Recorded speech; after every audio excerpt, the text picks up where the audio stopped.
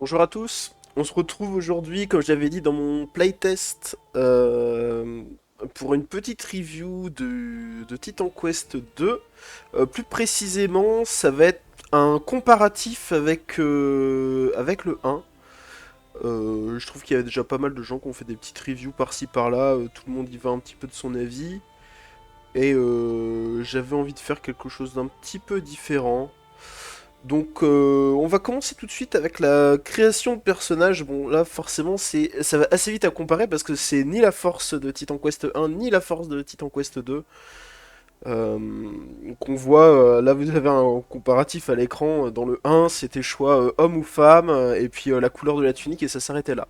Il y avait un petit peu de personnalisation une fois en jeu avec les marchands qui pouvaient nous offrir différentes tenues, mais ça restait assez limité. Tandis que là, on a pas mal de personnalisation dans le 2. On peut choisir en fait la morphologie du personnage. C'est intéressant, c'est pas nécessairement quelque chose qu'on estime beaucoup dans les hack and slash, mais pourquoi pas, ça fait de la diversité en plus, c'est intéressant. On va passer tout de suite à la deuxième partie.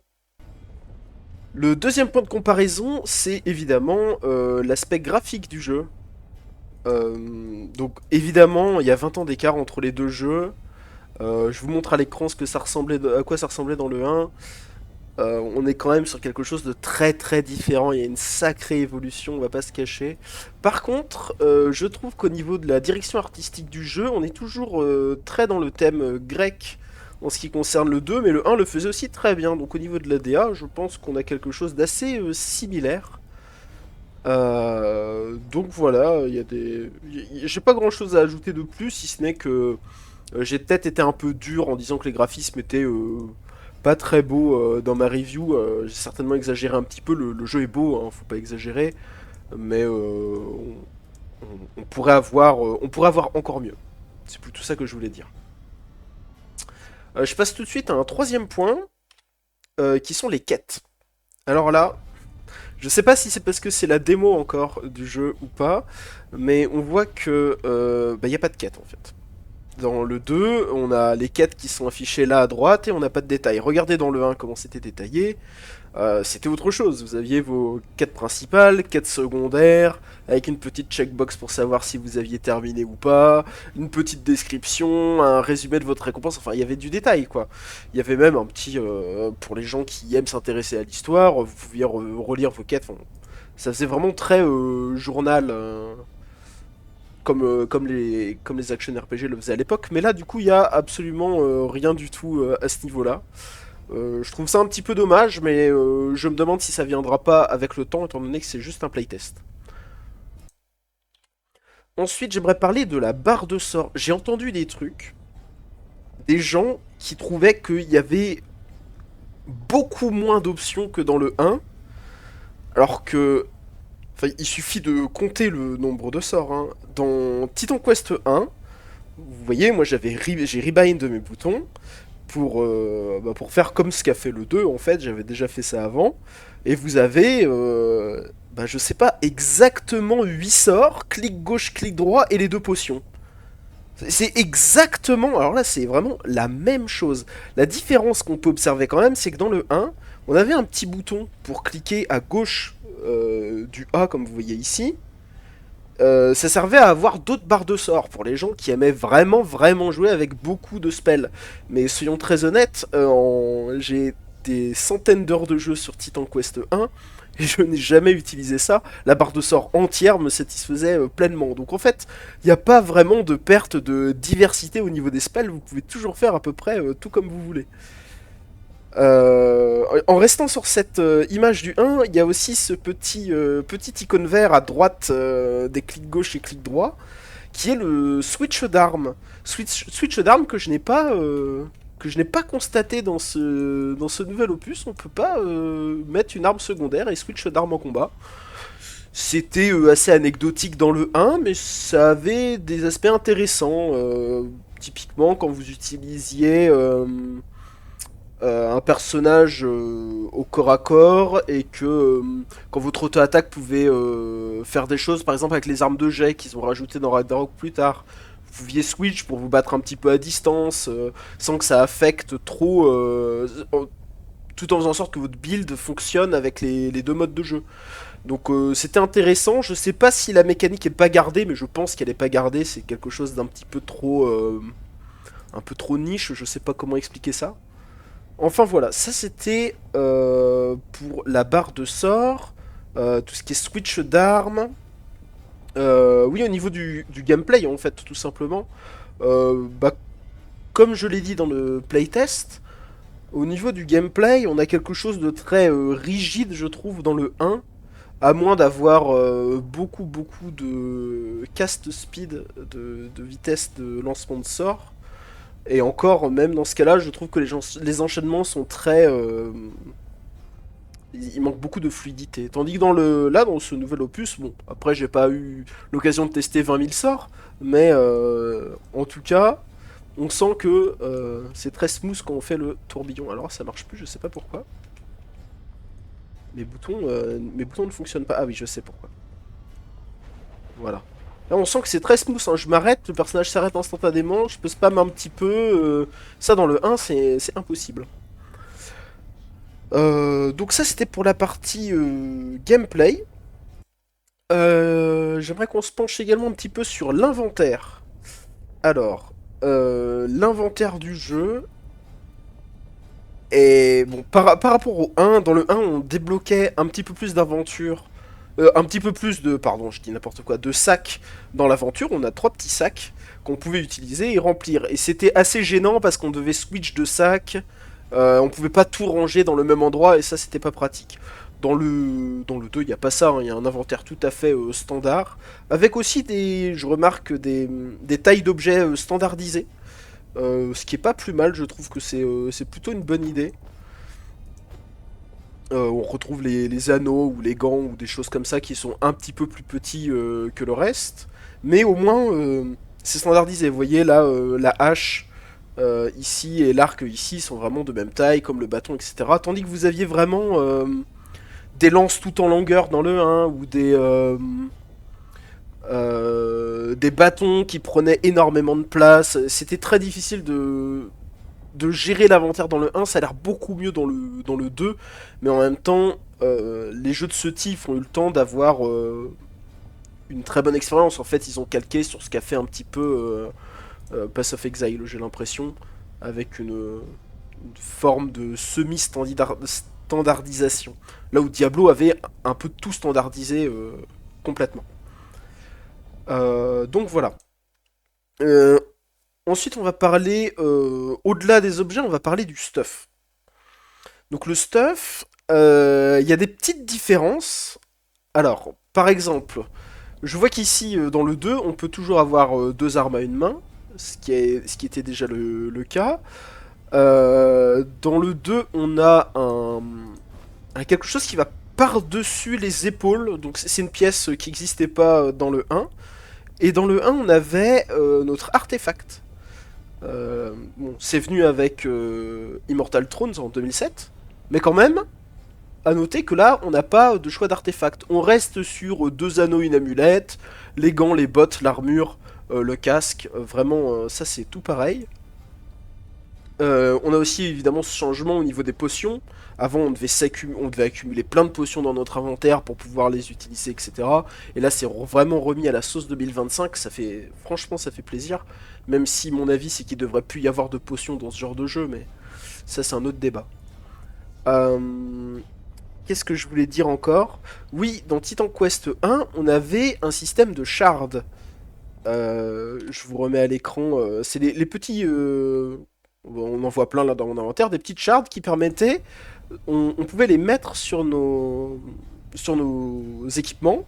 Et ça permettait de pouvoir s'en servir, enfin de donner des bonus, je sais pas, plus d'attaque speed, ou rajouter des dégâts de feu, de la résistance à je sais pas quoi, etc. etc. Ça donnait plein de petits bonus comme ça, et on pouvait pas les mettre sur les équipements de rareté légendaire.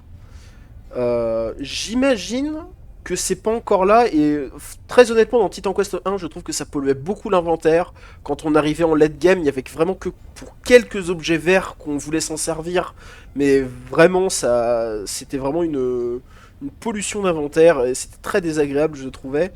Là je pense qu'on a un petit onglet repository et un petit onglet currency.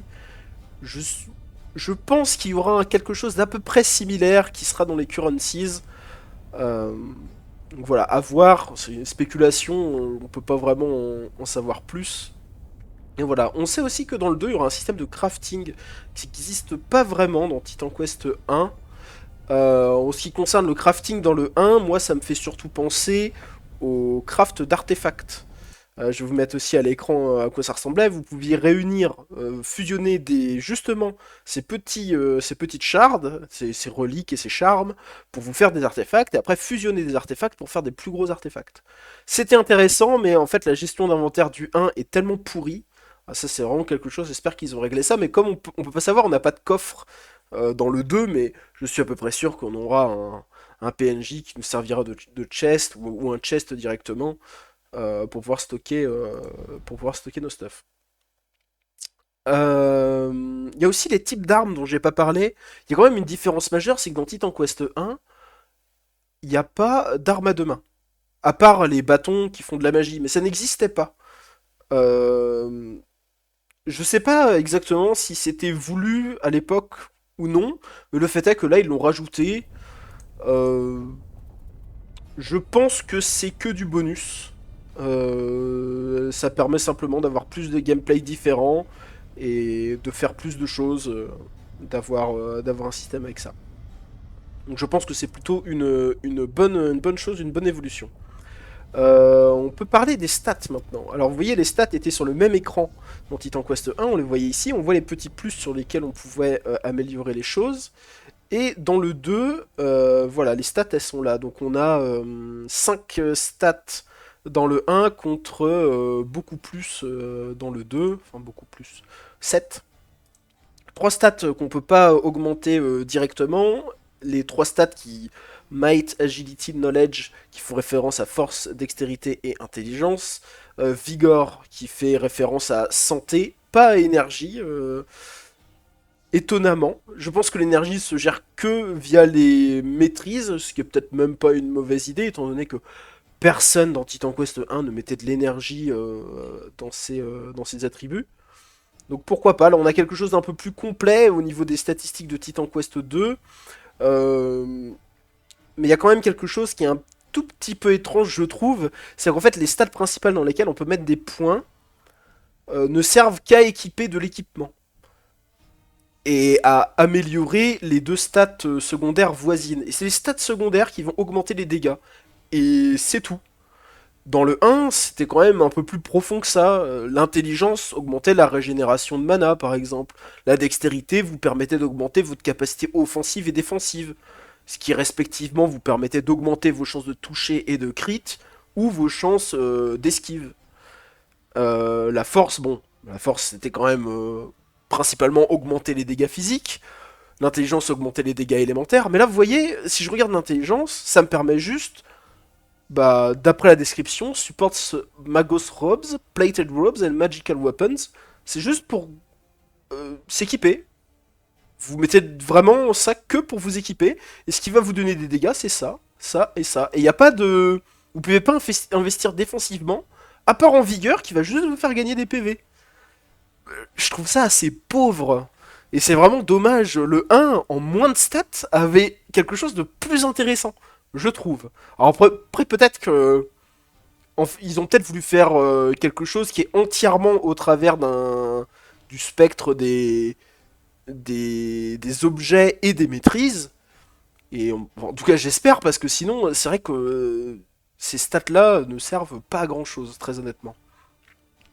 On retrouve dans les statistiques tout ce qui est résistance, mais je trouve que c'est plus intéressant dans le 2.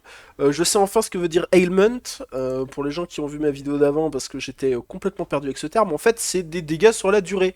Ce qui existait dans le 1, mais dans le 1, c'était le saignement, le poison, il y avait la brûlure et tout, mais c'était pas c'était pas sous une même appellation. Là, il y a quelque chose d'entier. On voit beaucoup, on voit bien les statistiques de tout ici. C'est très détaillé. On a la durée, de combien de c'est augmenté, combien de stacks est-ce qu'on peut mettre au maximum, etc. Et ça, je trouve que c'est vraiment très bien. Là où c'est des informations qu'on pouvait gagner, par exemple dans le 1, on pouvait augmenter ses dégâts de poison, sa durée de poison, des choses comme ça, mais on savait pas vraiment combien de temps ça durait, etc. Donc je pense que ça, c'est un vrai plus pour le 2. Donc ça, c'était pour les statistiques. Les stuff, j'en ai pas trop parlé, mais je trouve dommage qu'on ait standardisé les stuff. Les objets magiques sont bleus, les objets rares sont jaunes. Et bon, bah j'imagine la suite, hein, les objets épiques seront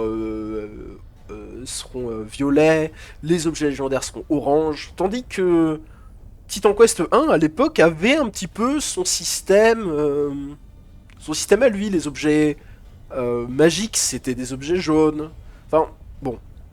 Il me semble avoir vu passer quelque part sur le Discord quelqu'un qui avait mis un filtre pour revenir à l'ancien système, mais en fait, on perd l'héritage du 1 là-dessus, mais c'est pas très grave parce que les joueurs se sont beaucoup habitués à ce nouveau système. Donc c'est dommage, mais si on peut remettre le filtre de l'ancien, il n'y a pas de problème, et on s'habituera très rapidement à ces nouvelles couleurs. Des couleurs qu'on connaît depuis longtemps sur d'autres jeux en fait.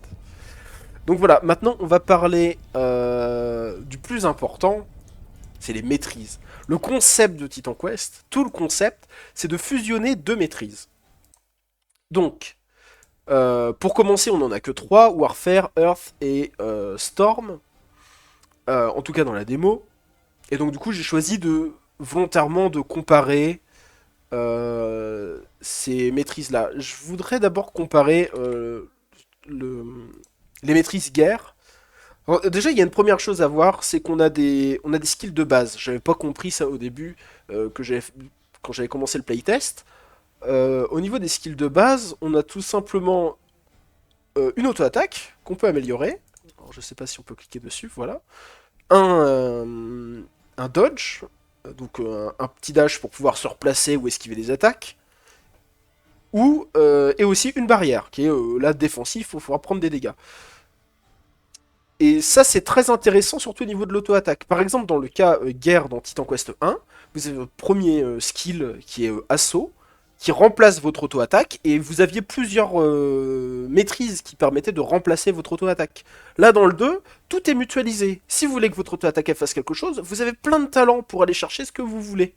Si vous voulez, je sais pas, voilà, là c'est des dégâts de vitalité, super, on peut aller faire des dégâts de vitalité. C'est pour ça que ça m'avait surpris la première fois quand je l'ai lu, parce que je croyais que c'était dans le truc, dans la maîtrise guerre, mais c'est pas dans la maîtrise guerre en fait, c'est générique.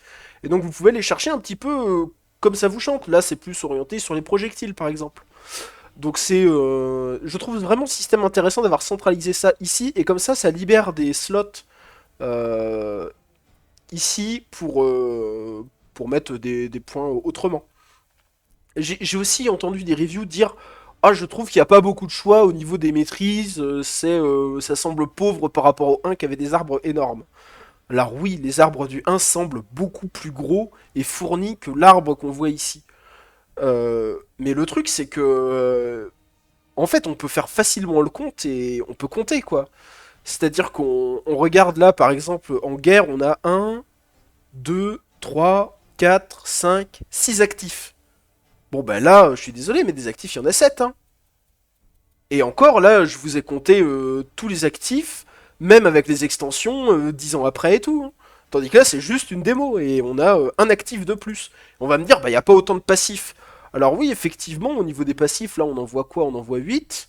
Alors que dans le 1, on en avait 4, 5, 6, 7, 8, 9, 10, 11, 12, 13, 14, 15, 16. On se dit, ah oui, il y en a le double dans le 1, alors que là, il y en a... Bah ouais, mais non, mais c'est pas vrai, en fait. Parce que là, vous avez des spécialisations.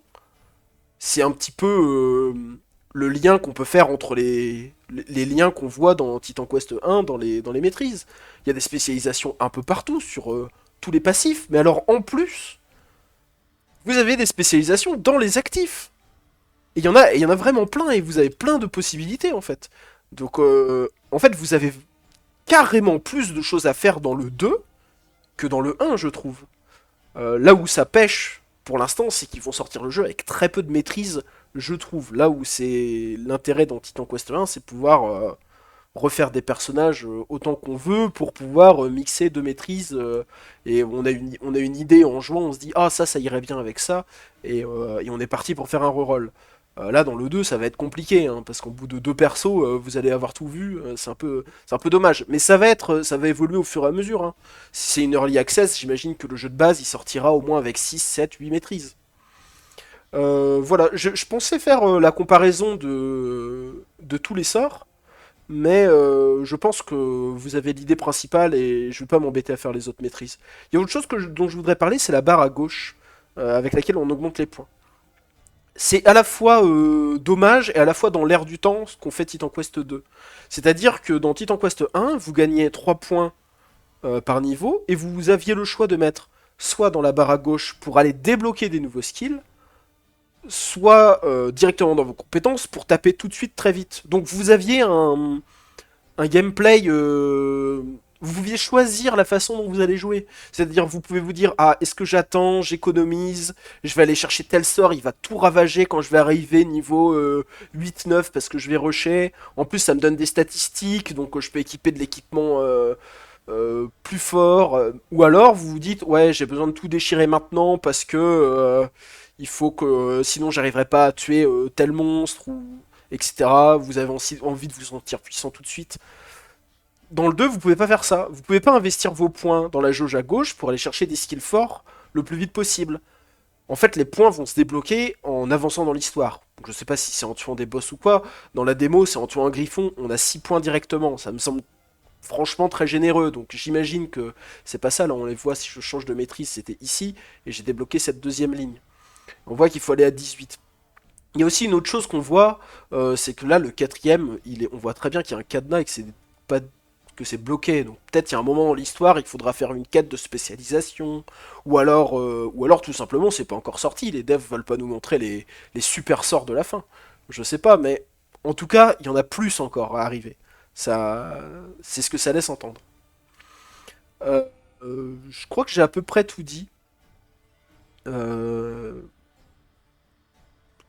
Dans les grandes lignes, je pense avoir fini ce comparatif. J'avais mis un petit accent sur ah oui, les maps.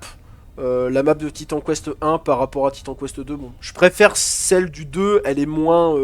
Celle du 1 essayait vraiment de reproduire ce qu'il y avait sur le terrain. Et du coup, ça perdait son intérêt de map. Tandis que là, on voit que c'est quelque chose de graphique, sympa, la map.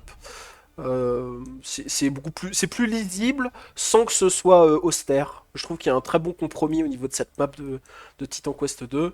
Et aussi au niveau des maps, alors là je parle pas de la visualisation de la map, mais je parle de la génération des maps.